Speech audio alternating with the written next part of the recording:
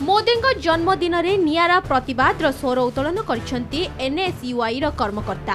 दलर कर्मकर्ता माने बेरोजगारी टी स्टल खोली केंद्र सरकार छात्र विरोधी नीति को संपूर्ण विरोध करछंती। संगठन पक्षर अभियोग होईछि जे जेउ नीति प्रणयन होईछि ता द्वारा बेकारी समस्या दिन को दिन वृद्धि पाइबार लागिछि।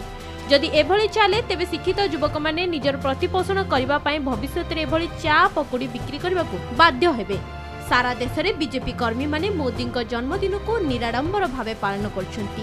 यहा सह सेप्टेम्बर 14 रु 20 तारिख पर्यंत सेवा सप्ताह भावे पालन करछंती।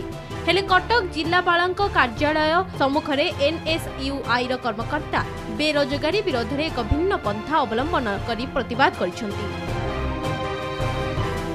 जो भाव में मोदी सरकार दीर्घ 6 वर्ष हो गलानी युवक युवती मानक प्रतिश्रुति देते जे वर्ष को 2 कोटी निजुक्ति देवे, किंतु आजिका दिन में निजुक्ति दौ तो नहांती उल्टा चाकरी पलाऊँच।